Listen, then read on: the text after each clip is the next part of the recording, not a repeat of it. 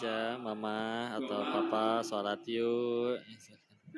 Karena yang paling utama kan doa. Didoain terus ya. Bismillah. Sambil dicontohin.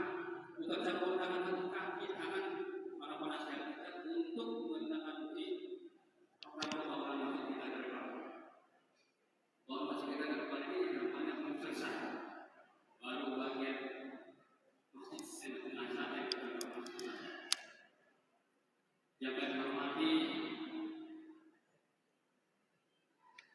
para pengurus masjid, sudah yang kami hormati aparat kampung, baik dari kampung Gunung Agung, Bapak Gubernur akan mewakili aparat peserta MT. Apanya dari jam berapa? Ini baru mau mulai. Baru sampai langsung mulai. Tidak pernah sholat tapi udah didoakan tapi belum kena hatinya. Nggak apa-apa, terusin. Ada yang baru dikabul doanya 40 tahun juga ada. Ngedoainnya udah 40 tahun lebih belum? Misalkan. Dan ngedoainnya kan yang penting jadi amal soleh di sisi Allah. Nggak cuma sekedar terkabul. Alhamdulillah. La haula wala quwata illa billah.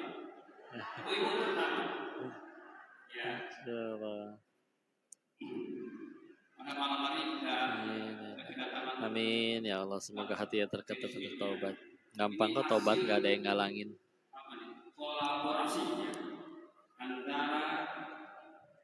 Kan kalau kita sholat nggak tiba-tiba ditendang sama setannya.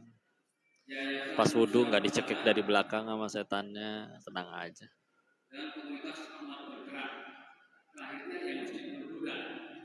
Diajak ingat Allah ya. Tenang aja. Terlalu banyak nikmat dan kebaikan Allah. Rugi kalau kita galau-galau. Kecuali kita nggak punya Allah yang maha penyayang, baru silakan galau. Amin insyaallah Taiwan. Karena kita dari dulu pakai peci, nggak sudah Ustaz. Jadi sebelum lama ini, tapi sudah tetap seluruh Ustaz mana ya? Ustaz kita di sini. Oleh karena itu, kami mengharapkan semua dapat mendengarkan kata-kata bersama Ustaz di sini. Semoga apa yang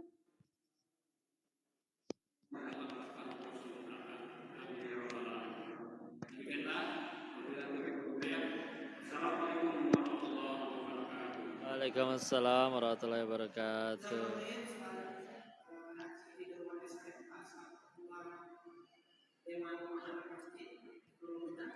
Baik, selanjutnya kita akan langsung saja mendengarkan dan ikuti safari dakwah dari Ustaz Edistin berkaitan dengan peraih kebahagiaan yang berkah. Bagaimana meraih kebahagiaan yang berkah itu?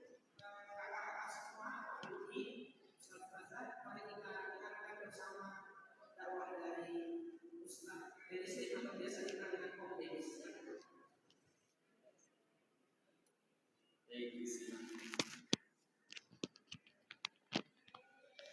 Bismillah, kedengeran jelas suaranya. Ustaz nggak apa-apa duduk di kursi di atas, maafin ya, izin insyaallah. Bu, kenapa? Kok berdiri? Niatnya pengen ngaji kan, bukan lihat si Koko. Kalau niatnya ngaji, siapapun yang bicara, bahkan kalau yang bicaranya nggak jadi datang, tetap jadi amal soleh. Tiap langkahnya menggugurkan dosa dan jadi peninggi derajat di sisi Allah. Tapi kalau cuman pengen foto, ya ketahuilah yang dimintai foto tidak bisa menyelamatkan siapapun ke surganya Allah. Nyelamatin diri sendiri aja nggak bisa. Justru pengen minta doanya dari bunda-bunda yang soleh-soleha ya, Pak Ibu. Izin dibuka dulu. A'udzubillahi minasyaitonirrajim. Bismillahirrahmanirrahim. Rabbi shrah li sadri wa yassir li amri wahlul 'uqdatam min lisani yafqahu qawli. Rabbana zidna ilman warzuqna fahman bi rahmatika ya arhamar rahimin. Subhanaka la ilma lana illa ma 'allamtana innaka antal alimul hakim. Allahumma inna as'aluka ilman nafi'an wa rizqan thayyiban wa amalan mutaqabbalan. Amin ya rabbal alamin. Bismillahirrahmanirrahim. Assalamualaikum warahmatullahi wabarakatuh.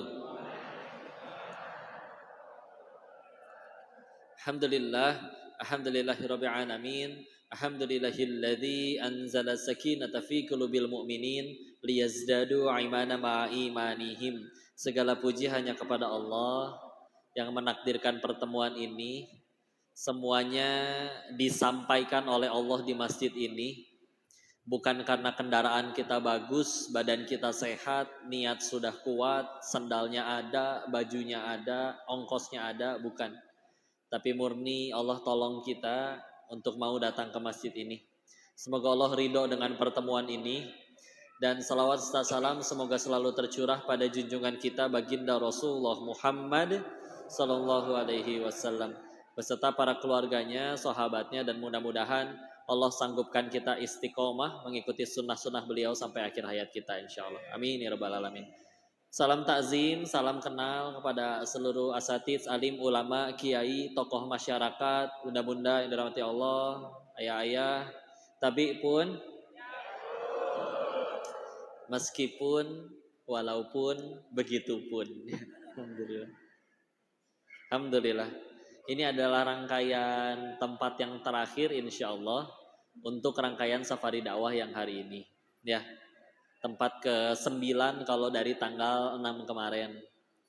Tapi semoga Allah tidak hanya kumpulkan kita di masjid ini, tapi kelak juga di dalam surganya. Amin ya rabbal alamin. Tadi disampaikan oleh Ustadz ketika sambutan, pakai pecinya belum lama katanya, tapi tahu-tahu dikenal satu Nusantara. Kabar buruknya ternyata syarat masuk surga bukan harus dikenal orang ternyata ya.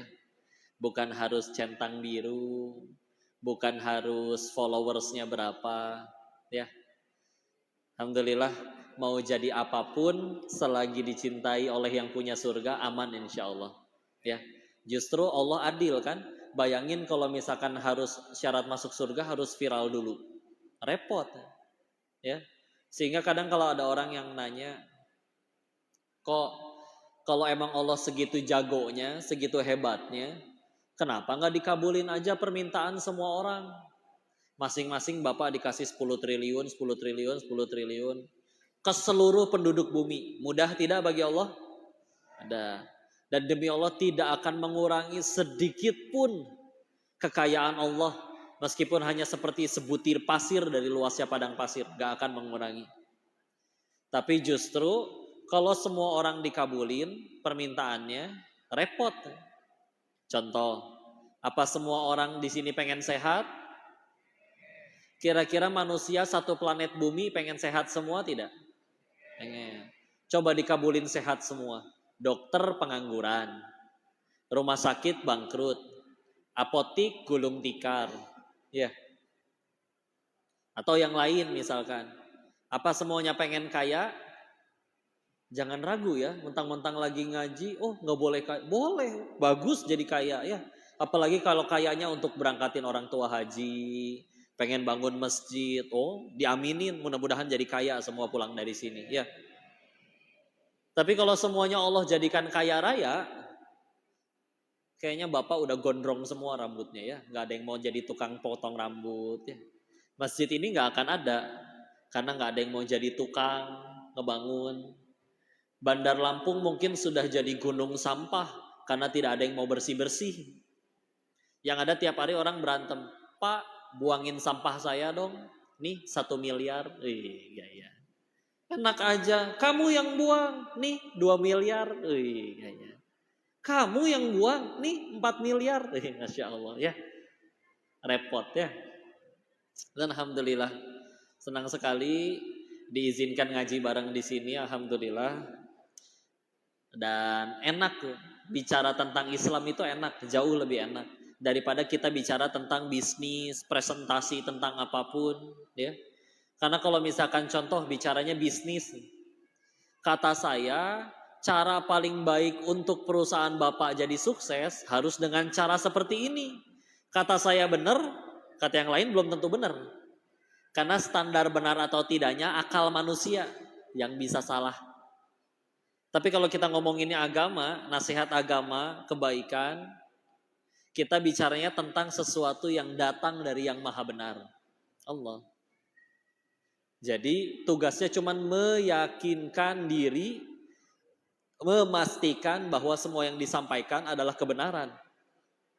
Contoh, saya berkata, hai orang-orang semuanya, orang muslim wajib sholat loh. Ada yang berani bantah? Angkat tangan. Gak ada, alhamdulillah. Ya, berarti udah sederhana nyampein. Selagi itu benar, datangnya dari Al-Quran, hadis sahih. Kalau bingung sudah ditanya dulu ke guru yang faham, ada penjelasannya dan yang lain-lain. Selagi benar, bismillah udah aman. Ya. Dan enak kalau bicara di hadapan orang banyak kayak gini, apalagi banyak orang soleh di sini. Nanti kalau saya ngejelasin terus salah gimana? Ya nanti pasti ada yang benerin, alhamdulillah. Kan ngejelasinnya dan berdakwahnya bukan pengen yang nonton, bukan pengen buat yang nonton kagum kan? Jadi ya udah. Ternyata nih misalkan saya nyampein nanti ternyata salah ayatnya, lalu dikoreksi, alhamdulillah. Jadi ada yang benerin. Coba kalau nggak ada yang ngoreksi, ya, masya Allah. Jadi enak. Dakwah itu baru jadi akan berat kalau kita mewajibkan orang harus soleh gara-gara kita. Waduh nanti gimana nih kalau misalkan abis ceramah gak ada yang pengen sholat, gak ada yang jadi tambah baik. Setelah dia dinasehati gak pengen tambah taat, oh berat. Karena kita sekali lagi disuruhnya sama Allah, fadzakir innama anta mudzakir. Ingatkan, tugas kamu hanya mengingatkan. Ya. Surat 88 Al-Ghasyiyah ayat 21. Kita gak disuruh bagiin hidayah, enggak. Kita nggak disuruh ngubah orang, bahkan dipertegas di ayat 22-nya. Lasta 'alaihim bimusaitir. Kamu tuh nggak berkuasa di atas yang lainnya. Kalau emang manusia itu diberikan kuasa oleh Allah untuk mengubah manusia lainnya dengan pasti, harusnya satu dunia udah soleh semua berkat dakwahnya Nabi. Tapi enggak tuh. Yang sejaman sama Nabi, ketemu Nabi aja masih ada yang kafir. Apalagi kita zaman ini, ya. Terus kalau misalkan yang nentuin orang bulak-balik hatinya adalah Allah, ngapain atau kita berdakwah? Terus kalau yang nentuin rezeki adalah Allah, ngapain atau tiap hari kita nyari duit capek-capek kerja?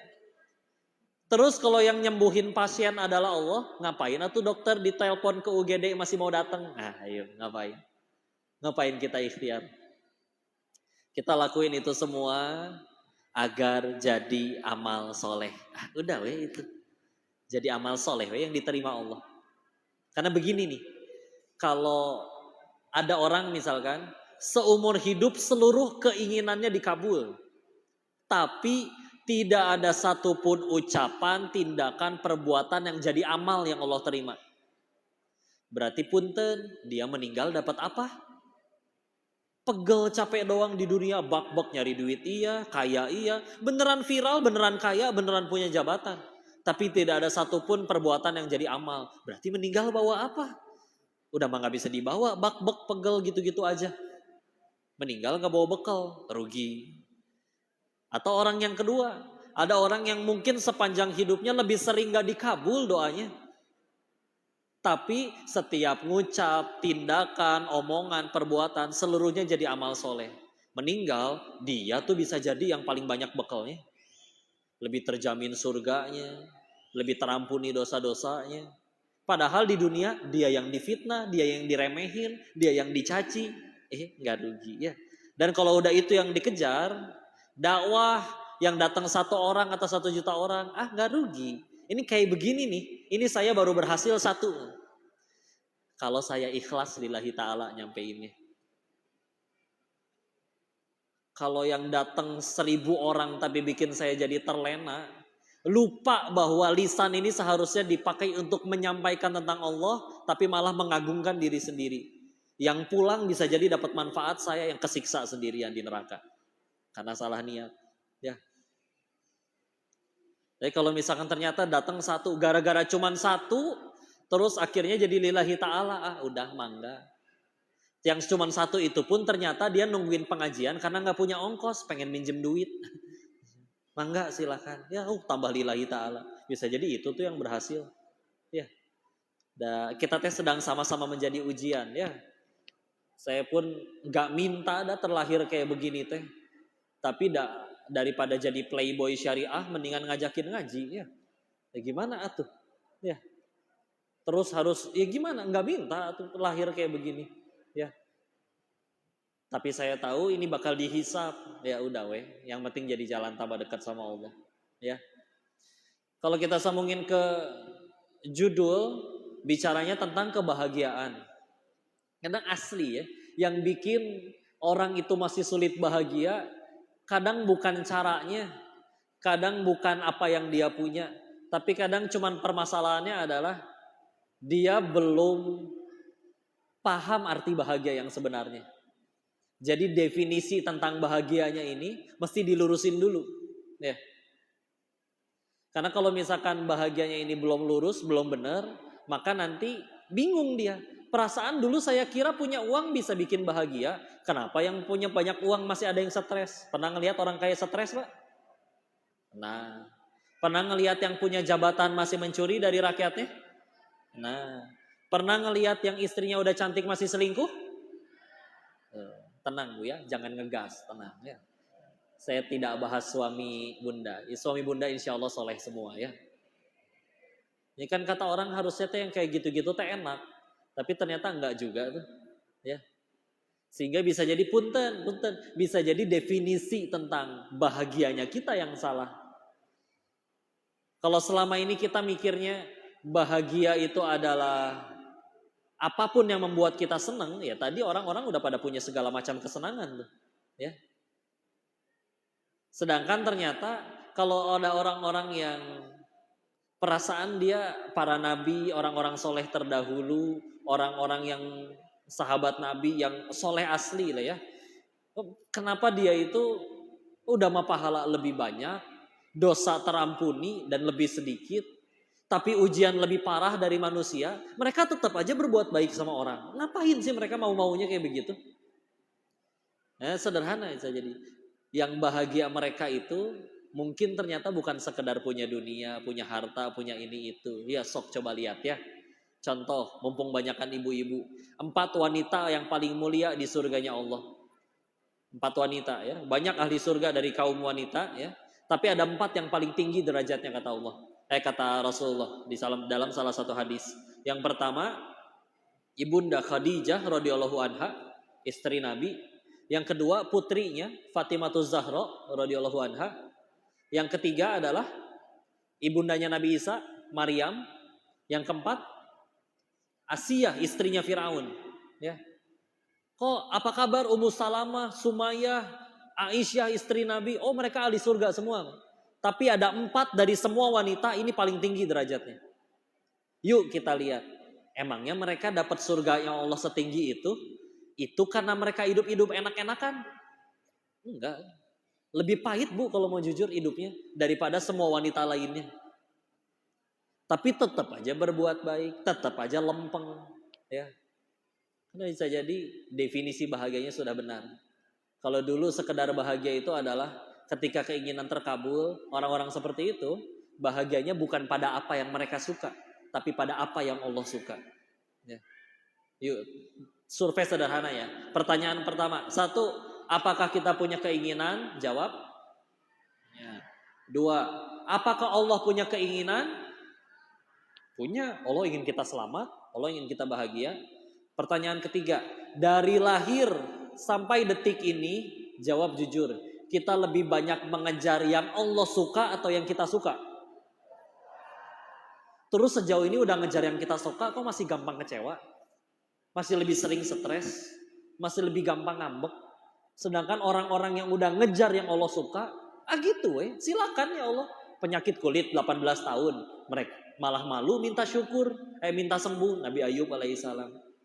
Dibuang saudara kandungnya, 11 Nabi Yusuf alaihissalam dibuang oleh anak saudara kandungnya ke dalam sumur. Justru gara-gara itu beliau menjadi orang kaya di Mesir.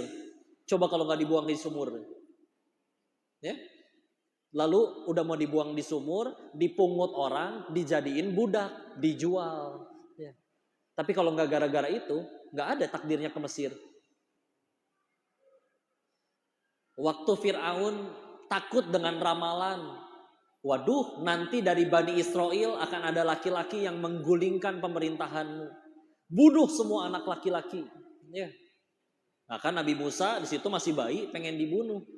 Ibundanya takut. Coba, kalau nggak nurut sama Allah, lagi takut-takutnya gimana ya Allah? Buang ke sungai. Gimana ceritanya tuh? Ibu lagi takut sama anak-anak, takut anaknya dijahatin orang, tapi malah disuruh dibuang ke sungai. Logikanya belah mana itu teh? Ya. Tapi gara-gara dibuang ke sungai, hanyut, yang nemuin istrinya Fir'aun, nggak ada satu ibu pun yang mau menerima. Nabi Musanya nggak mau disusuin oleh siapapun. Adiknya, kakaknya Nabi Musa yang perempuan udah ngikutin. Saya tahu ibu yang pasti mau di anak itu nyusu, ya. Dipanggil ibundanya, mau, ya jelas emang ibu kandungnya sendiri, ya. Tapi beliaulah satu-satunya wanita yang nyusuin anak sendiri digaji sama duit negara. Beliau doang, ya. Gara-gara apa? Nurut sama Allah, buang ke sungai ya Allah. Gimana ya? Ya udah. Udah saking kuatnya iman, yakin, ya udah. Karena aslinya orang makin nurut sama Allah teh. Kadang orang bilang ya, kok ada dapat nasihat, nurut gerah sama Allah biar hidupnya lancar. Kayak kata saya mah kurang tepat. Dah. Coba lihat, para nabi nggak kurang nurut apalagi itu sama Allah. Hidupnya makin repot. Sekedar capek dakwahin umatnya, dimakan ikan paus. Ya. Kita mah ninggalin sholat sengaja juga dicakar kucing juga enggak. Ya. Disuruh ngebangun kapal di atas gunung, ngebangun kapalnya 80 tahun baru jadi, dikatain orang gila, dikatain macem-macem, udah mah dakwahnya 950 tahun, udah gimana, ya. Dan lain-lain, sehingga akhirnya ternyata bukan masalahnya hilang, mustahil kalau nggak pengen ada masalah lah, tapi justru ternyata bukan masalahnya yang berbahaya. Yang bahaya tuh satu, kalau kita salah menyikapi masalah. Ya. Contoh, pandemi kemarin masalah bukan? Masalah, sepakat ya. Tapi kawannya ayah saya sebelum pandemi bangkrut. Karena memang ada usaha yang harus mati di telan zaman ya. Dulu kan kamera pakainya film ya, lensa ya. Sekarang semua handphone udah ada kameranya. Udah gak laku kayak gitu, mau gak mau bangkrut. Udah mah bangkrut, besoknya pandemi, lockdown, PSBB, bertambah-tambah lah itu mah ya. Tapi mindsetnya bagus. Fa inna ma'al usri yusra, inna ma'al usri yusra. Masa ya orang banyak masalah gak tambah banyak kebutuhannya? Maka dia dorong semua sisa modalnya yang tinggal 100 juta, habis semua dijualin. 100 jutanya dia dorong jadi pengusaha masker pertama di kota Bogor. Gak nyampe 1 tahun 100 jutanya udah jadi 800 juta terakhir. Gara-gara masalah, ya. Atau misalkan ada orang yang tinggal di dalam gang, terus nggak punya motor, padahal tiap hari harus berangkat kerja, angkot juga nggak lewat depan rumahnya, masalah. Ada orang yang lain punya motor tapi nganggur, masalah. Dipersatukanlah 2 orang bermasalah ini dalam satu aplikasi ojek online, ya. Tapi nggak dipakai chatting yang enggak ya aplikasi. Ups. Dipersatukanlah 2 orang bermasalah ini. Wajar kalau yang bikin aplikasinya minimal untuk dunianya lebih sukses daripada orang-orang. Karena beresin masalah orang. Demi Allah, masalah tuh nggak bahaya. Ya. Dan baru jadi bahaya kalau kita salah menyikapi masalah. Ya. Dan nanti pilihannya, kok tapi kan berat, saya boleh nggak nangis? Boleh nangis. Nangis juga ada 2 pilihannya. Mau nangisin masalah atau menangisi dosa penyebab masalah. Nah, beda tidak? Beda tidak? Beda ya. Kalau nangisin masalah, contoh, anak muda diputusin pacar, nangis. Kenapa kamu nangis diputusin pacar? Iya kok, 1 jam sebelum diputusin, saya beliin pacar saya dan keluarganya iPhone 14 Pro Max. Oh repot. Mahal, satu handphone 20 juta itu. Ya, tekor. Tapi ada yang nangis juga pemuda. Kenapa pemuda diputusin pacar nangis? Iya kok, karena selagi aku bersamanya, aku melupakan penciptanya. Ih, gaya ya, Masya Allah. Tapi dia tahu nih, apa yang mau ditangisi nih. Nangisin masalah emang kelar masalah. Dan masalah kan perlu solusi. Ya. Kira-kira yang mana jadi solusi? Nangisin masalah atau nangisin dosa penyebab masalah? Dosa. Ya. Mau gimana lagi? Izin cerita ya. Pada punya Instagram tidak di sini? Sekitar berapa bulan lalu? Sekitar mungkin 4 sampai 5 bulanan lalu ya. Jadi ceritanya tiba-tiba Instagram saya kena hack, diganti passwordnya nggak bisa login. Wah ngaco lah itu mah ya. Ya udahlah, mau nggak mau bikin yang baru. Setelah bikin yang baru, ada yang ngechat, DM. Kan namanya juga akun baru, bisa tiba-tiba ada yang nge-DM kan pasti udah diincer. Begitu dibaca pakai bahasa Inggris. Izin saya terjemahkan ya. Saya punya akun kamu, kalau pengen akunnya dikembalikan, bayar $300. Kalau dikali kurs 15.000, $1 15.000 berarti 4,5 juta. Saya pengen tahu dulu dia muslim atau bukan. Saya bilang, itu akun untuk dakwah, bicara tentang Allah.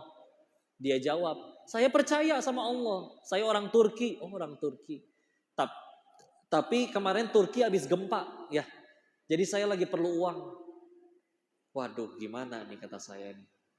Ingat sama ceramah sendiri. Ini masalah nih. Pengen ribet mikirin masalahnya. Atau harus keluarin air mata tobat nih. Nangisin dosa. Ah ya udah, berdiri, ngadepin kiblat, sholat tobat 2 rakaat. Beres sholat, saya doa, ya Allah, saya tahu pasti ada dosa saya yang belum ditobati. Saya ingat Instagram ini sudah dipakai waktu saya masih jadi bandar judi di Thailand. Sekarang iya dipakai dakwah, tapi dulu dipakai buat ngajakin orang main judi. Mungkin belum saya tobati, hamba bertobat di jalanmu ya Allah.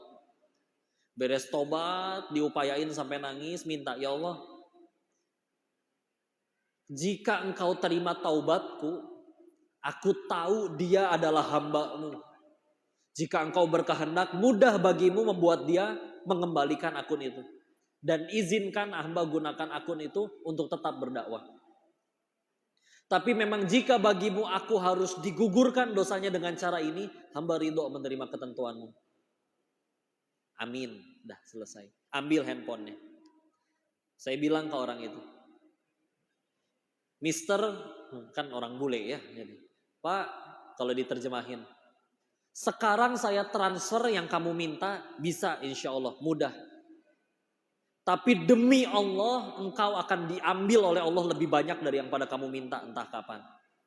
Atau, izinkan saya tetap berdakwah dengan akun itu, dan kau dapat pahala jariah dari setiap kebaikan yang didapat dari akun ini, dan izinkan setiap sholat saya doain kamu. Tungguin lama nih ya, berhasil nih ya. Sedang mengetik, tungguin aja ya. Setelah beberapa belas menit muncul, Oke, I give you back your account. Ku kembalikan akun kamu. Ini passwordnya. Segera diganti sebelum dihack orang lagi. Malah diceramahin saya. Coba masuk, bener ganti. Jadi temenan sekarang. Nang Turki, sok mangga kalau pengen ikut doain orangnya. Tapi namanya susah ya. Namanya Mercalkaneks. Ya saya lah susah lah. Gimana itu baca? Ya tulisannya MERTCALKANX. Mercalkaneks. Kan susah bacanya, bingung kan? Tapi gitu ya sekarang jadinya. Ya. Kalau misalkan ada apa-apa sama akun ini, dia yang ngasih tahu duluan. Ganti passwordnya rutin. Jadi baik begini ini orang. Coba kalau misalkan waktu itu ya Allah, cari hacker yang lain, bayar belum tentu dapat juga. Udahlah, kadang punten ya, punten yang bikin doa kita belum dikabul, punten kalau mau jujur karena kita kurang yakin Allah bisa ngabulin atau enggak. Di kitabnya Syekh Ibnu Athaillah As-Sakandari, kitab Al-Hikam, semoga Allah merahmati beliau. Beliau mengutip salah satu kisah riwayat yang menyebutkan yang bikin Ibunda Sarah, istrinya Nabi Ibrahim alaihissalam, lebih lama dapat keturunannya dibandingkan Ibunda Hajar, karena salah satunya beliau pernah merasa bahwa saya udah lansia, sudah tua, akhirnya suami saya juga udah tua, masa iya sih bisa dapat keturunan? Coba, ibadahnya nggak kurang itu beliau. Tapi ya punten lah ginilah, kita butuh bantuan sama bapak nih. Datang ke rumah bapak, menyampaikan, Pak saya tuh perlu duit, saya lagi perlu bantuan bapak, tolong Pak tolong. Sebelum bapak sempat jawab, saya malah ngomong, tapi kelihatannya muka-muka bapak kayak gak punya duit ya. Bapak bisa gak ya kira-kira nolong saya? Kayaknya miskin bapak nih. Coba, kita kira-kira ditolong atau diusir Pak? Usir ya. Nah, manusia diraguin aja bete. Ini yang punya kuasa atas segala-galanya diraguin kan. Untung aja Allah mah gak pundungan gitu ya. Suara dari langit, liatin ya, kalau minta gak akan dikabul. Enggak, tenang aja ya. Enggak pernah dikabul tetap ya. Kok saya tetap minta sama Allah? Ada buktinya kalau kita masih ragu sama Allah. Kapan mintanya? Kalau mau jujur, setelah kita minta tolong sana sini, WA sana sini, gak ada yang bisa nolong kan, baru mulai sholatnya. Orang-orang soleh terdahulu diceritakan salah seorang istri yang solihah, lagi masak, garamnya habis. Berdoa dulu tuh minta tolong ke Allah. Ya Allah, hamba perlu garam. Warung 5 langkah depan rumah, duit ada, garam murah. Minta tolong ke Allah. Segitu ngegantungnya sama Allah. Bersatu seluruh jin dan manusia pengen nganterin sebutir garam aja kepadaku. Allah gak berikan izin, gak akan nyampe. Terbiasa gitu. Yuk kita mah kalau pengen jujur. Nyari Allahnya paling pertama atau belakangan? Ya. Nih sakit kepala. Nyari paramek dulu atau minta tolong ke Allah dulu? Ayo jujur. Ya, paramek tuh jawab. Ya. Padahal ibu sembuh karena bodrek atau karena Allah? Allah. Ya. Mau ditelan 1 kardus itu paramek ya. Gak akan sembuh demi Allah. Dimakanin sampai sering tuh obat. Sampai gambar parameknya diganti pakai wajah bapak lagi begini tuh. Enggak. Ya. Nah, kadang itu ya hati-hati ya. Dan ingat sekali lagi ya. Ingat demi Allah. Allah gak pernah nyuruh kita nentuin takdir demi Allah. Gak pernah. Allah tuh cuma nyuruh kita ikhtiar. Udah gitu aja. Nih pelajarannya ya. Surat ke-19, surat Maryam. Kan beliau tuh udah menjaga kesuciannya, gak pernah disentuh siapapun, tahu-tahu hamil. Biasa kan omongan netizen. Ya, maha benar netizen dengan segala komennya. Ya ukhta Harun, saudaranya Harun. Kalau bahasa julidnya kita, perasaan saudaranya gak gitu deh. Bisa tiba-tiba hamil. Pasti gak benar pergaulannya. Gitu-gitulah ya. Sama wanita perasa kabur tuh, meninggalkan mereka sampai berkata di ayat 20-annya, andai aku meninggal mati saja dan orang-orang tidak mengenalku, tidak mengetahui tentangku. Ya. Hamil gede, mules, tapi perlu makanan, nyender di pohon korma. Kurmanya di atas. Ya. Kata Allah ayatnya, wahuzzi dan goyang-goyangkanlah. Tusakit alaya rutoban janiya di akhir ayatnya. Lalu nanti rutob kurmanya jatuh. Bapak ibu pernah lihat pohon kurma yang udah gede? Coba dengan cara digoyang-goyangin bisa jatuh gak itu buahnya? Segitu gede itu pohon gak akan jatuh demi Allah. Pernah kami uji sok yang badannya gede, goyangin tuh pohon sampai kurmanya jatuh. Gak jatuh sama sekali itu. Emang cara panennya ya naik, dipetik ya. Gak digoyang-goyangin. Sekarang gimana? Perempuan hamil besar lagi mules-mulesnya nyender di pohon korma, disuruh goyang-goyangin, emang tenaganya sekuat apa? Jatuh tak korma.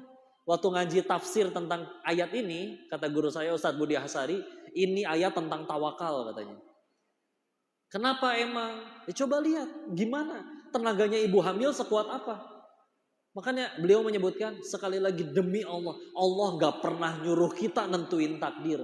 Yang penting kamu gerak, goyangin, sisanya Allah yang aturin.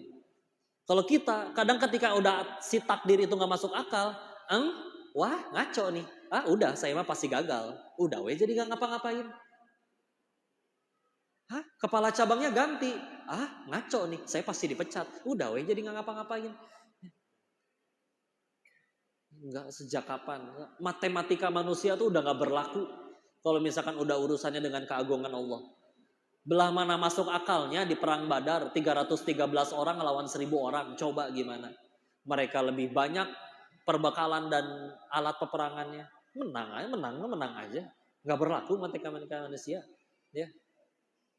Kata dokter saya udah gak bisa hamil dan bla bla bla. Yang tanpa suami bisa hamil Maryam. Ya. Yang tanpa ayah ibu bisa jadi itu manusia Nabi Adam alaihissalam. Ya. Dan kan kadang kalau udah pakai matematika manusia, punten ya. Kadang itu tuh yang ngalangin kita untuk ini ya. Bismillah insyaallah. Asli lah. Yang penting definisi nikmatnya dibenerin tadi, tidak sereceh bahagia tuh kalau saya dikabulin doa-doanya, kalau saya pengen mobil dapat mobil, pengen rumah dapat rumah, enggak ya. Sekarang bahagianya sederhana. Nikmat bagi dirinya adalah apapun yang membuat dirinya tambah dekat sama Allah. Udah, itu aja. Ya. Musibah tinggal dibalik. Apapun yang membuat dirinya tambah jauh dari Allah.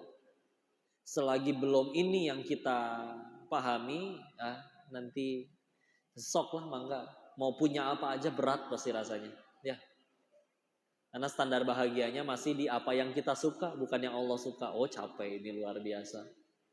Padahal kata siapa yang kita suka itu baik buat kita. Enggak juga ya. Kan kalau anak-anak suka makan permen, udah gitu sakit gigi.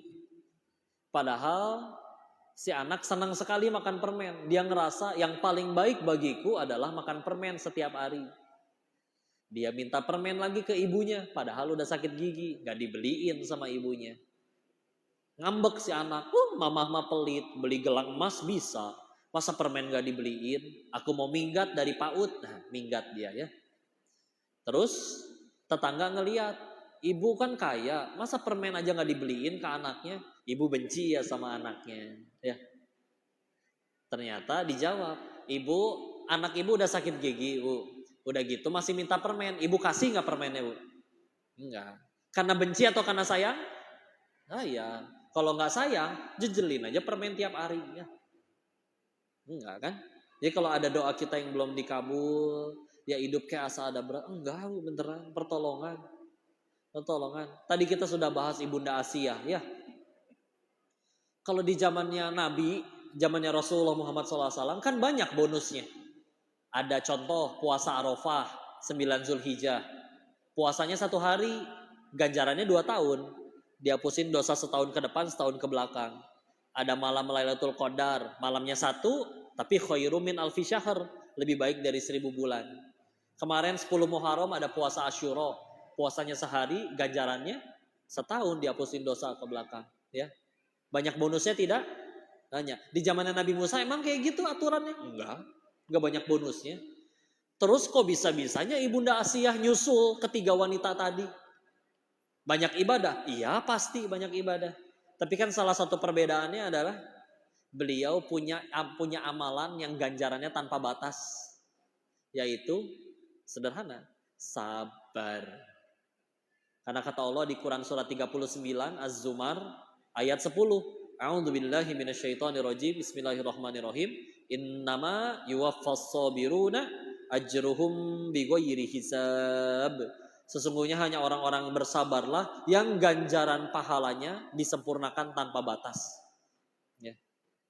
Nah beliau sabarnya bukan sekedar ngadepin suami yang buka laci gak ditutup lagi, anduk ditaruh di kasur, ambil baju gak diangkat dulu jadi berantakan, ya. Naruh gunting gak ditaruh di tempatnya lagi. Bukan. Ngadepinnya Fir'aun, ya. Sengaco-ngaconya manusia, lihat ya, sengaco-ngaconya orang tetap aja paling diutus Nabi itu 1. Satu-satunya manusia yang paling ngaco sampai diutus 2 nabi buat dakwahin beliau. Firaun doang. Ya. Nabi Musa sama Nabi Harun alaihissalam. Ya. Saking Allah masih sayangnya ke hambanya. Ya. Lihat. Sehingga kalau ada yang berkata, kok suami saya lebih parah dari Firaun? Bohong ibu. Ya. Kalau suami ibu lebih parah dari Firaun, nama suami ibu yang ditulis di Al-Quran. Ya. Iya, nggak ada yang lebih parah soalnya. Ya, sehingga jadi contoh tuh. Sehingga misalkan ya, nanti kalau suatu ketika ada pasangan sudah menikah, misalkan istrinya hijrah duluan, suaminya masih ngaco misalkan. Alhamdulillah nanti Al-Quran punya contoh. Oh ada tuh Asia. Coba kalau nggak ada contoh seperti beliau, ya, oh repot. Sehingga kalau ada yang ditanya, kan kata surat 24 An-Nur ayat 26, wanita keji untuk lelaki yang keji, wanita baik untuk laki-laki yang baik. Apa kabar Firaun sama Asia? Satu, cara baca ayat itu adalah bukan berarti kalau kita buruk nggak boleh dapat yang baik, bukan. Tapi caranya adalah kalau pengen dapat yang baik, ya kitanya juga baik dulu. Jangan tunggu sedekah dulu, jangan tunggu kaya dulu baru sedekah. Sedekah dulu nanti Allah jadikan kaya. Jangan tunggu imam yang soleh dulu baru jadi soleha. Soleha dulu nanti Allah kirimkan yang soleh. Ya. Nah, sama seperti itu. Terus gimana Asia? Ya sudah. Kalau beliau pengen ngikutnya sesuai keinginan hati, gua mah capek suami kayak begini. Tinggal minta cerai juga pasti banyak yang mau, wanita soleha. Cuman masalahnya saya nggak tahu pakai amalan apa lagi nih buat tambah dicintai oleh Allah. Bismillah. Ya. Karena sabarnya bukan main-main, maka ganjarannya juga bukan main-main. Asli. Ya. Di riwayat yang lain itu sampai, seingat saya di riwayat Imam At-Tirmizi ya, orang itu sampai berharap menggunting-gunting tangan mereka sendiri ketika melihat ada orang yang di dunia hidupnya lebih pahit, tapi dia bersabar, lalu Allah berikan dikasih lihat surga senikmat apa yang menanti orang tersebut. Maka orang yang hidupnya lebih enak itu berharap, ya Allah kalau aku tahu sabar itu nikmatnya seperti itu, mending saya aja yang miskin ya Allah. Saya rela menggunting-gunting daging saya sendiri, yang penting saya dapat nikmat tersebut. Segitunya ya. Sehingga benarlah kadang bisa jadi punten nih ya, kita semua pengen ke surga, betul? Ada yang tidak pengen ke surga, angkat tangan. Insyaallah nggak ada. Semua pengen ke surga, Bu? Siap ke surganya sekarang? Insyaallah ya. Semua pengen ke surga tapi insyaallah ya. Semua pengen ke surga. Sekarang jawab pertanyaan selanjutnya. Nabi Adam alaihi salam aja diusir dari surga karena satu dosa. Kita pengen ke surga, dosanya cuma satu? Enggak. Tapi tetap pengen ke surga? Pengen. Tapi punten, berani jawab enggak? Satu aja amalan kita yang mana yang membuat kita layak Allah anugerahin surga? Yang mana coba kira-kira? Sholat kita dari pertama akil balik sampai hari ini, punten jawab satu aja yang kita yakin sholat itu diterima sama Allah. Berani jawab? Enggak ada. Dan punten bisa jadi gara-gara kepahitan itu Allah tambah deketin kita ke surganya Allah. Diselingkuhin, iya pahit, perih.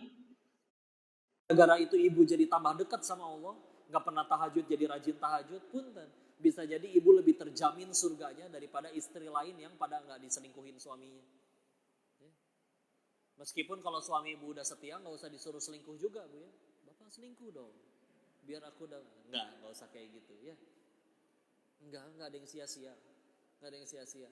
Kapan sih kita masih menderita? Tadi standarnya. Kalau bahagia kita masih yang kita suka, bukan yang Allah suka. Padahal kata siapa yang kita suka tuh baik buat kita. Enggak beneran. Cuman dua alasannya. Entah kita yang terlalu cinta sama dunianya, atau mungkin kita belum pengen surga aja. Ya. Padahal mau pahitnya kayak gimana, mahadilnya Allah gak mungkin disia-siain. Pasti. Ya.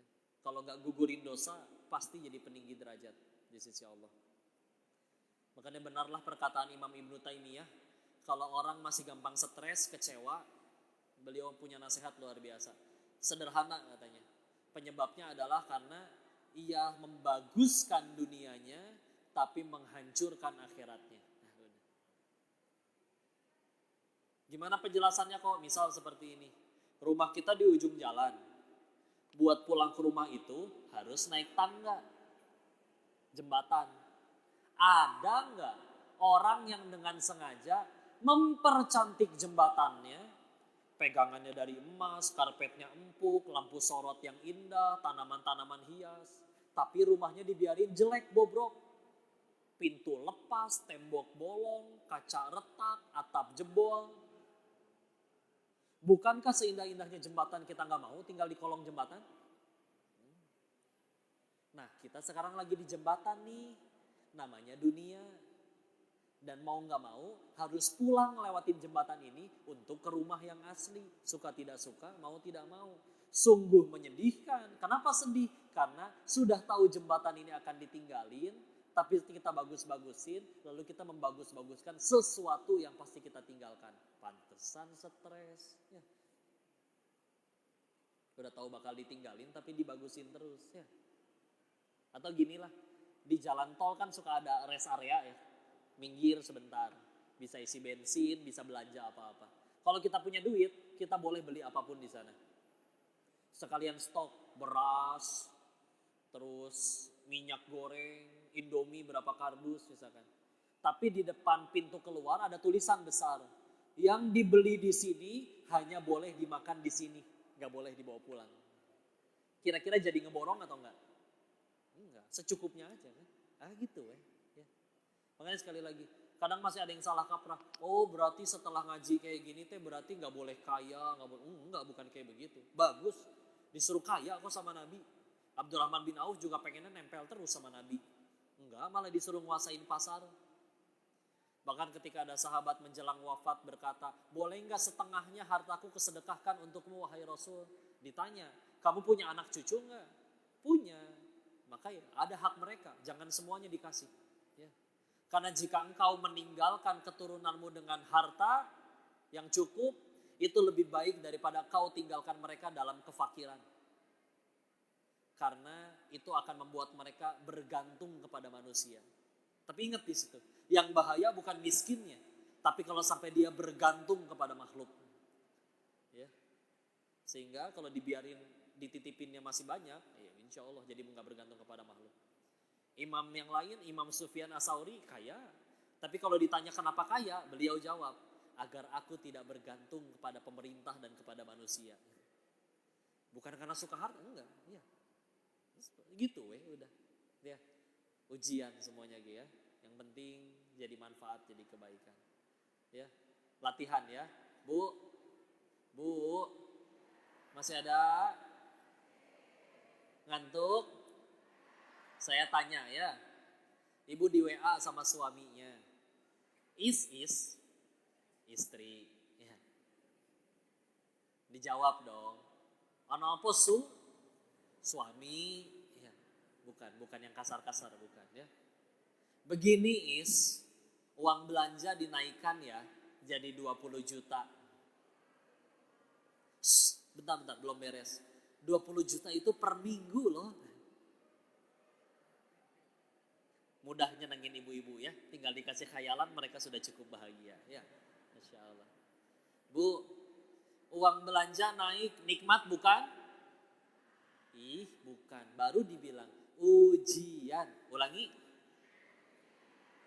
Kapan bisa jadi nikmat? Kalau digunain untuk tambah dekat sama Allah. Nah, tuh sedekahnya tambah banyak, zakatnya tambah banyak. Coba kalau uangnya tambah banyak dipakai maksiat, masa nikmat? Musibah. Ada orang pengen maksiat gak punya duit, bisa gak jadi itu bu maksiatnya. Ya. Berarti bisa jadi gak punya duitnya ibu, itu pertolongan Allah. Ya. Alhamdulillah. Ya. Kan gak sia-sia. Ya. Asli ketika sudah tujuannya Allah, udah nanti. Lalu lebih ringan. Sehingga dulu ini jadi kesimpulan bahwa, pantesan ya. Dulu ngerasain di Thailand punya duit segitu, ngerasain pernah ada 1,80 juta satu hari, ya. Tapi kok ya gitulah ya, tidak ada bahagia-bahagianya. Saya nyari siapa yang justru bisa bahagia tanpa alasan dan tanpa batas. Ya udahlah, sampai akhirnya nemuin Islam. Karena gitu ternyata orang-orang yang akhirnya Bisa bahagia tanpa batas ya karena memang ternyata udah melepaskan semuanya, tinggal sang pemilik segala-galanya aja yang ada di hati. Benar-benar sudah mengamalkan inna lillahi wa inna ilaihi rajiun. Kami ini milik Allah dan akan kembali padanya. Udah ditegasin, jangankan semua yang kita punya, diri kita aja bukan punya kita. Kata Allah tangannya pulang duluan, lepas tuh entah gimana juga. Nah tapi kita selalu ngaku-ngaku hartaku, jabatanku. Padahal itu teh jelas-jelas dititipin. Ibarat begini, ya. Hei hamba, nih harta, nih duit, ini jabatan, ya. Titipan, kapan aja bisa diambil. Ini hanya untuk mengecek kamu tambah baik atau tambah buruk. Ternyata setelah tambah kaya, tambah buruk.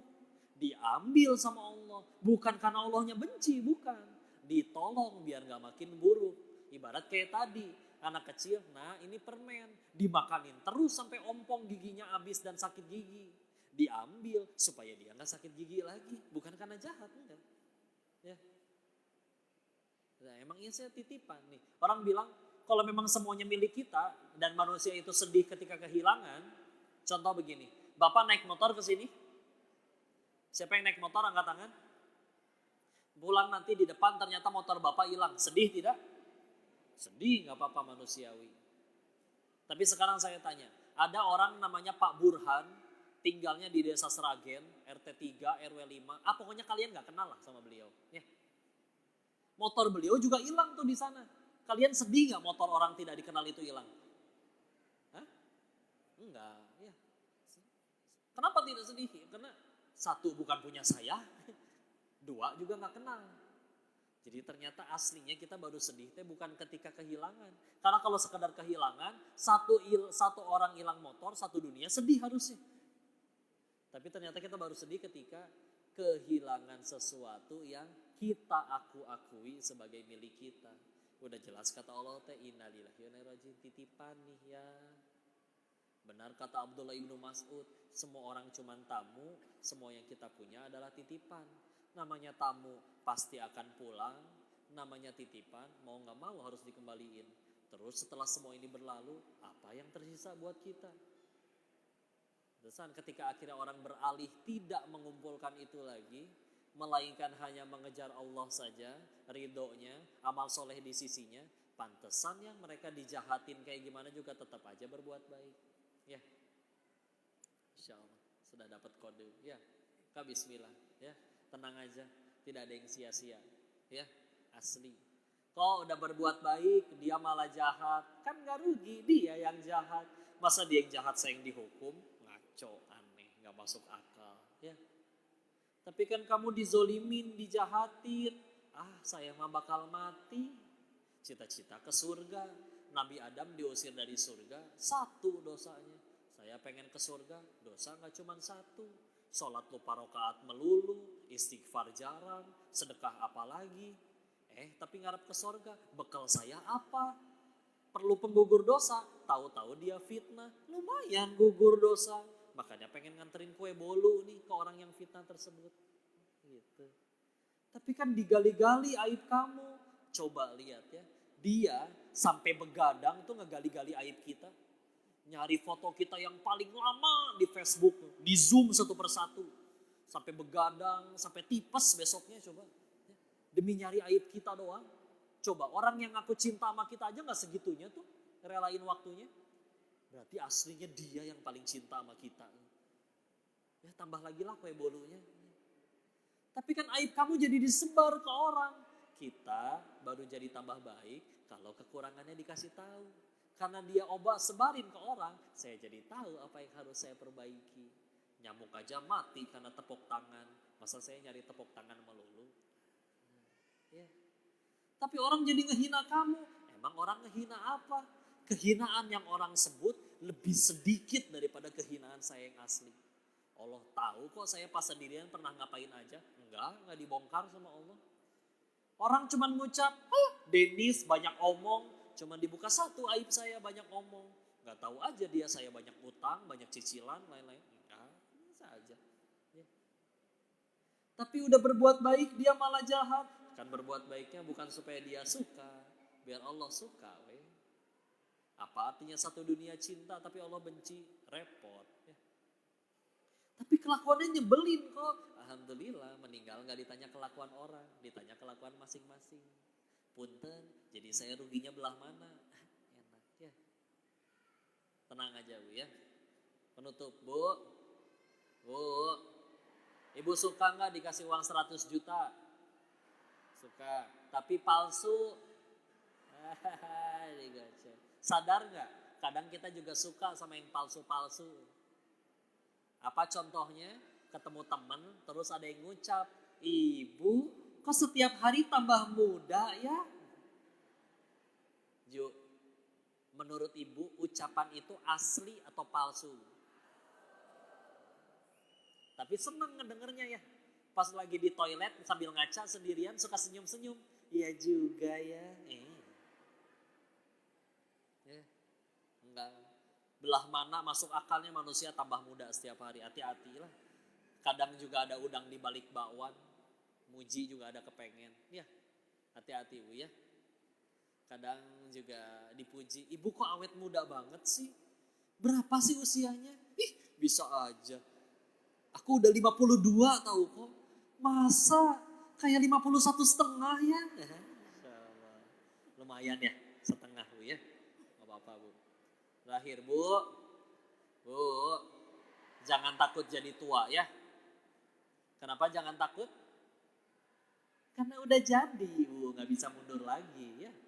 Gak perlu repot-repot menjelaskan. Oh, ibu dulu lucu loh pakai seragam SMA. Iya.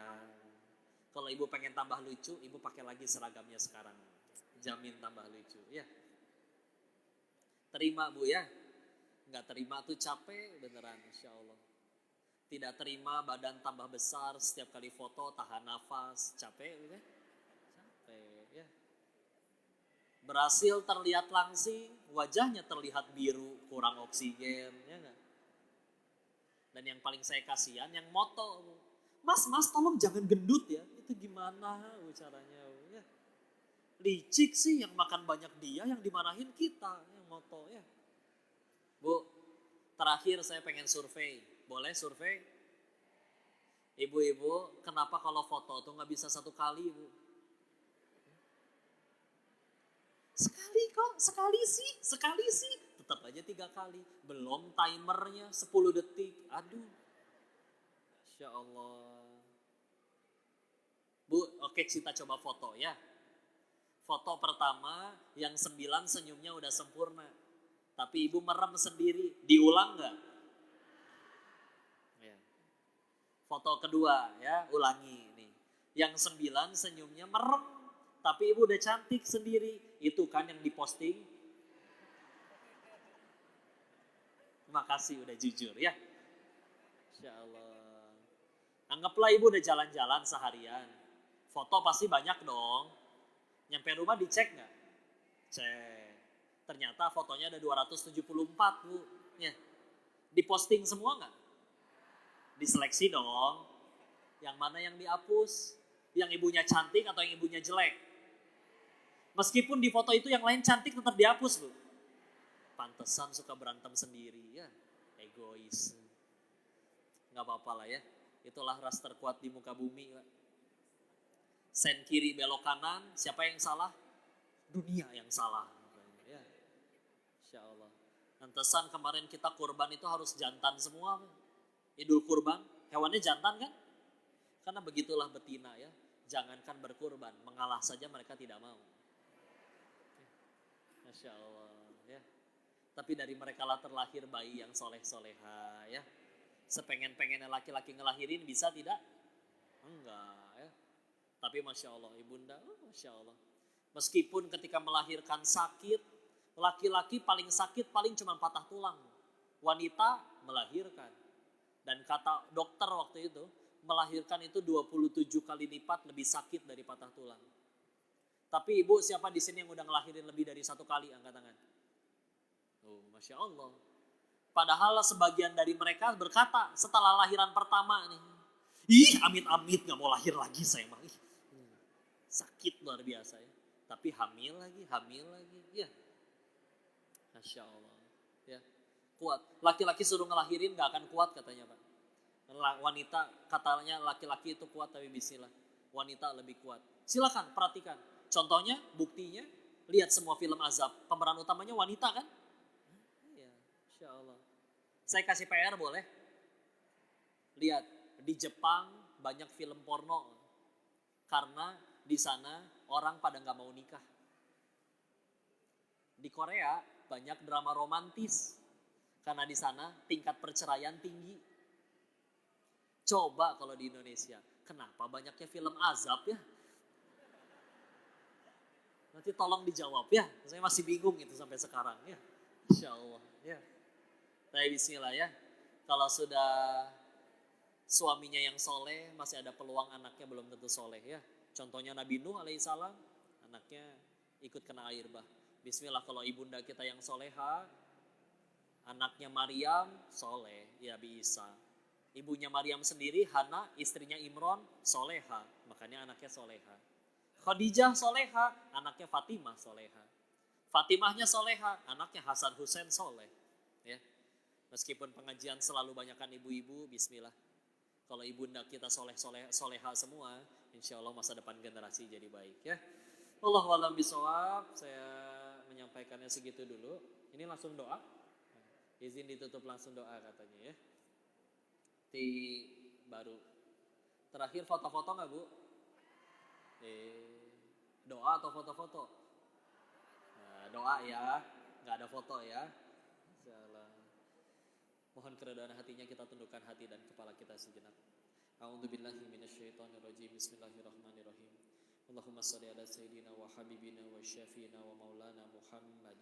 Wassallim radhiyallahu tabaraktahu ta'ala an kulli sahabati rasulillahi ajma'in. Bismillahirrahmanirrahim.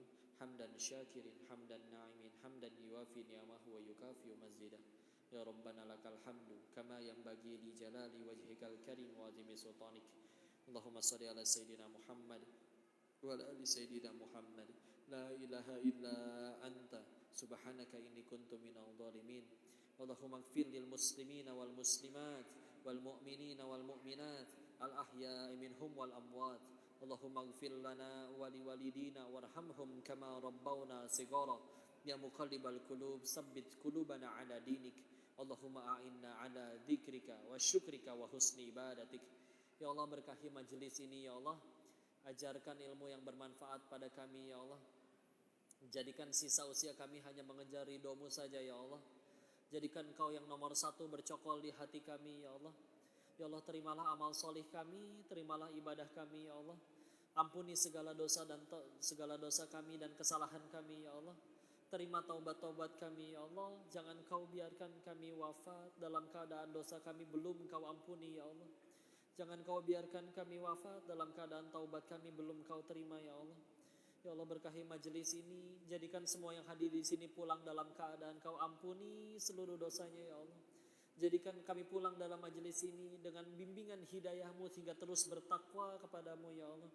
Anugerahkan kepada kami keturunan yang solih-solihah, yang hafiz-hafizah. Rabbi habli minas solihin, Rabbi habli min ladunka dzurriyyatan thayyibatan innaka sami'ud du'a. Rabbi la tadharni fardan wa anta khairul warithin. Rabbi ij'alni muqimas shalah wa min dzurriyyati rabbana wa taqabbal du'a. Allahumma inna as'aluka ilman nafi'an wa rizqan thayyiban wa amalan mutaqabbalan. Allahumma inna as'aluka ridhaka wal jannah wa na'udzubika min sakhatika wan nar. Allahumma inna as'aluka husnul khatimah wa na'udzubika min su'il khatimah. Berkahi dan muliakan kedua orang tua kami ya Allah. Terima amal solihnya, izinkan kami bisa menjadi pahala jariah bagi mereka. Berkahi dan muliakan seluruh guru-guru kami ya Allah. Angkat derajat mereka setinggi mungkin di sisi-Mu ya Allah. Rabbana atina fid dunya hasanah wa fil akhirati hasanah wa qina adzabannar wa adkhilnal jannata ma'al abrar ya aziz ya ghafar ya karim ya rabbal alamin. Subhana rabbika rabbil izzati amma yasifun. Wassalamun alal mursalin walhamdulillahi rabbil alamin. Terima kasih ya Ibu, Bunda yang dirahmati Allah. Saya mohon maaf lahir batin atas segala kesalahan. Seluruhnya murni datang dari kebodohan diri ini. Tolong dimaafkan, tolong dinasihati, tolong dikoreksi. dan jika ada kebaikan pasti dari Allah dan kita bersyukur kepadanya.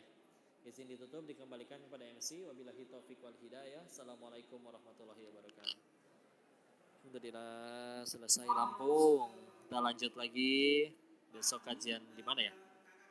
Besok pulang Bogor dulu. Dan kita ada safari dakwah Bandung, lalu Ambon, baru ke Taiwan. Barakallahu fikum. Assalamualaikum warahmatullahi wabarakatuh.